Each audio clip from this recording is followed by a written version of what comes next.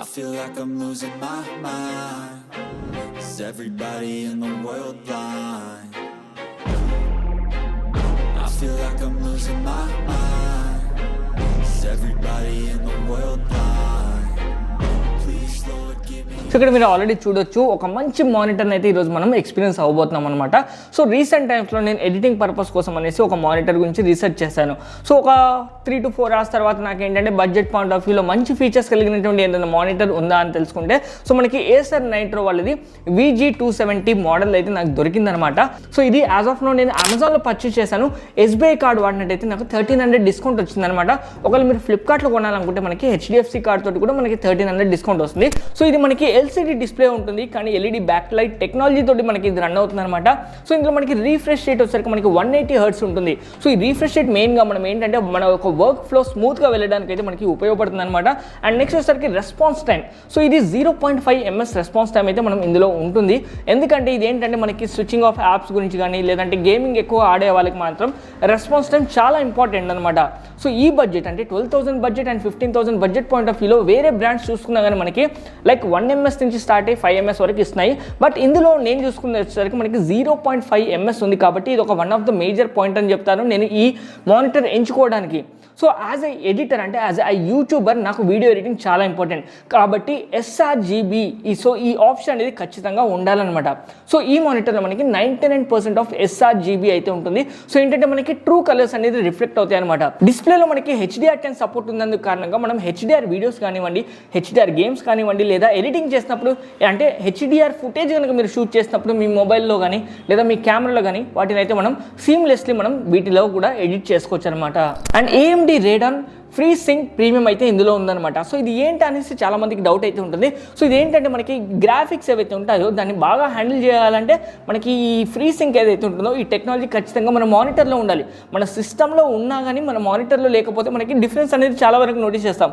కాబట్టి మన సిస్టంలో ఉంటుంది అండ్ మానిటర్లో ఉంటే ఏంటంటే మనకి బెటర్ గ్రాఫిక్ అవుట్పుట్ అనేది వస్తుంది అనమాట. సో ఇప్పుడు బిల్డ్ క్వాలిటీ విషయానికి వచ్చినట్టయితే మనకి ఇందులో వచ్చేసరికి మెటాలిక్తో పాటు ప్లాస్టిక్ని కూడా యూజ్ చేస్తారు. ఎందుకంటే నేను ఇనీషియల్గా గమనించింది ఏంటంటే స్టాండ్స్ ఏవైతే సపోర్టింగ్ స్టాండ్స్లో మనకి కొంచెం మెటల్ బాడీని ఉంది అండ్ కొంచెం బ్యాక్ సైడ్ మానిటర్ వచ్చేసరికి మనకి ప్లాస్టిక్ బాడీ అయితే ఉందన్నమాట. సో ఇక నాకు ఈ 2 to 3 hours ఆఫ్ టైంని దీంతో స్పెండ్ చేశాను కాబట్టి సో ఎడిటింగ్ పర్పస్కి అయితే నాకు చాలా బాగా యూస్ఫుల్ అయిందనమాట. కాంట్రాస్ట్ లెవెల్స్ బాగున్నాయి and display full HD IPS panel కావడంతో మనకి కలర్ అక్యురసీ బాగుందనమాట. సో VA ప్యానల్ని కూడా చూస్ చేసుకోవచ్చు. బట్ ఏంటంటే VA తోటి పోలిస్తే నాకు ఎడిటింగ్ పర్పస్కి IPS ప్యానల్ చాలా ఇంపార్టెన్స్ అనేసి నేను ఈ బడ్జెట్ పాయింట్ ఆఫ్ వ్యూలో నేను ఈ మానిటర్ని అయితే చూస్ చేసుకోవాల్సి వచ్చిందనమాట.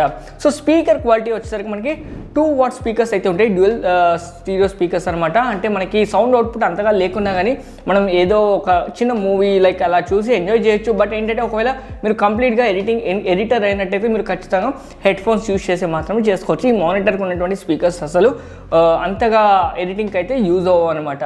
సో మనకి మానిటర్ బ్యాక్ సైడ్ ఒక మల్టీ ఫంక్షనల్ ఒక బటన్ అయితే ఉంటుంది. సో ఈ బటన్ ద్వారా మనం డిఫరెంట్ సెక్షన్స్కి వెళ్ళొచ్చు అనమాట.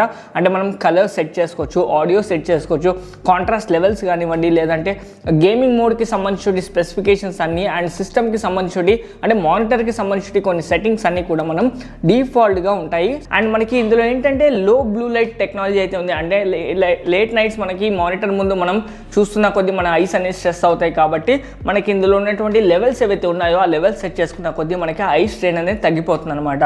సో దానికి తగినటువంటి సర్టిఫికేషన్ కూడా వీళ్ళు దీనికి తీసుకురావడం జరిగింది. అండ్ ఇందులో మనకి లో డిమ్మింగ్ టెక్నాలజీతో పాటు ఫ్లిక్కర్లెస్ అంటే మనకి ఎలాంటి ల్యాగ్ కానీ లేదంటే బ్లర్ అవ్వడం కానీ ఇలాంటి ఫుటేజ్ ఏదైతే ఉంటుందో వాటిని ఈజీగా మనం ఒక క్లారిటీ వేలో అయితే మనం వీక్షించవచ్చు అనమాట. డిస్ప్లేలో మనకి బ్రైట్నెస్ వచ్చేసరికి చాలా బాగుంది. అంటే ఇండోర్ సిచ్యువేషన్స్లో అయితే బాగుంది. బట్ మీరు ఎక్కువగా సన్లైట్కి ఎక్స్పోజ్ చేసినట్టయితే మీకు కొంచెం డిఫరెన్స్ నోటీస్ చేయొచ్చు. బట్ ఇండోర్ సిచ్యువేషన్స్లో మాత్రం 250 nits ఆఫ్ బ్రైట్నెస్ అనేది ఎనఫ్ అని నేనైతే చెప్తానమాట. అండ్ వెయిట్ వచ్చేసరికి మనకి 5 kgs 100 grams అయితే అలా అయితే ఉంటుందన్నమాట. వెయిట్ కూడా ఓవర్ వెయిట్ అయితే ఉండదు. డిజైన్ పరంగా అయితే నాకు ఓవరాల్గా చాలా బాగా నచ్చింది. అండ్ ఇందులో మనకి 3 years ఆఫ్ మ్యానుఫ్యాక్చరింగ్ వారంటీ అయితే ఇస్తున్నారనమాట. సో ఈ ఏసర్ అనే బ్రాండ్ చాలా మంది ఏంటంటే ఒక లో బిల్డ్ క్వాలిటీ లెక్క అయితే ఆశిస్తారు. బట్ నేను కూడా అదే అనుకున్నాను ఇనిషియల్గా బుక్ చేసుకున్నప్పుడు, వచ్చిన తర్వాత మళ్ళీ రిటర్న్ పెడదాంలే అనేసి. బట్ వన్స్ నేను దీన్ని ఓపెన్ చేసి ఎక్స్పీరియన్స్ అవ్వగానే సో ఈ బడ్జెట్ పాయింట్ ఆఫ్ వ్యూలో నాకు బెస్ట్ మానిటర్ అనేసి అయితే నేనైతే అనుకుంటున్నాను. సో మీ ఒపీనియన్ ఏంటి అనేసి కింద కమెంట్ సెక్షన్లో తెలియండి. అండ్ ఈ బడ్జెట్ పాయింట్ ఆఫ్ వ్యూలో దీనికి కాంపిటీటర్ ఏదైనా ఉన్నా కానీ మీ మైండ్లో అది కమెంట్ సెక్షన్లో తెలియజేయండి. సో దట్ ఫర్దర్గా ఎవరికైనా రిఫర్ చేయొచ్చు అండ్ మన ఆడియన్స్ కూడా తెలిసి వస్తుంది అనమాట. సో ఇదనమాట గైస్. సో ఈ రోజు వీడియో మీ అందరికీ నచ్చింది అనుకుంటున్నాను. సో ఓవరాల్గా ఏసర్ నైట్రో VG270 మోడల్ అయితే మీ అందరికీ నచ్చింది అనుకుంటున్నాను. సో నాకైతే పర్సనల్గా నచ్చింది. యాజ్ ఎ యూట్యూబర్ నాకు చాలా మంచి స్పెసిఫికేషన్స్ ఇందులో ఉన్నాయి కాబట్టి నేను బడ్జెట్ పాయింట్ ఆఫ్ వ్యూలో రీసెర్చ్ చేసి మనకి తక్కువ ప్రైస్ పాయింట్ ఆఫ్ వ్యూలో ఎలాంటి ఫీచర్స్ మనకు ఉంటే మన వీడియో ఎడిటింగ్ అవుట్పుట్ బాగా వస్తుంది అనేసి ఉద్దేశంతో నేను ఈ ఏసర్ నైట్రో మానిటర్ని అయితే తీసుకోవాల్సి వచ్చింది. సో కమెంట్ సెక్షన్లో తెలియండి మీకు ఈ మానిటర్ మీద కలిగినటువంటి ఒపీనియన్ ఏంటి, అసలు ఈ బడ్జెట్ పాయింట్ ఆఫ్ వ్యూ ఇది కొనొచ్చా లేదా ఈ బడ్జెట్లోని మీకు ఏమైనా ఆప్షన్స్ తెలిసిన ఉన్నా కానీ కమెంట్ సెక్షన్లో తెలియండి. సో మన ఆడియన్స్ కూడా అందరూ తెలుసుకుంటారు. సో ఇలాంటి మరెన్నో ఇంట్రెస్టింగ్ అన్బాక్సింగ్స్ కోసం మన ఛానల్ని రెగ్యులర్గా ఫాలో అవుతుంది guys. Stay tuned for next days guys. జై హింద్.